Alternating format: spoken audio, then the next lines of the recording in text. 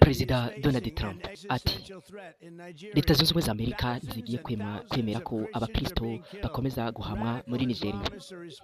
Ivyo abivuze inyuma y'uko asabiye igihugu cya Nigeria ko yokirungikamwo imfungwa z'abimukira, ariko perezida wa Nigeria akarahira.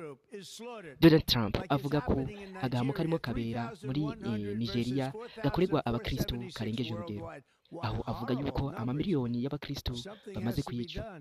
Ariko hagati aho abakristo basanzwe bizera ko hari agahamo kazoba ndetse mu minsi ya nyuma, ariko gahamo kazorangiza isi.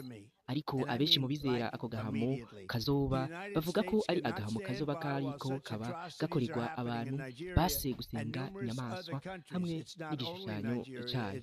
None se ikibazo, Donald Trump niwe agiye gutabara abakristo mu gihe bo biringiye Kristo? Donald Trump ibi abikoze kubwo kubona ko hariho inyungu za politiki atariko arashikako. Ariko rero nk'abakristo dukwiye kumera amagabo tukitegura kuko iminsi twegereje.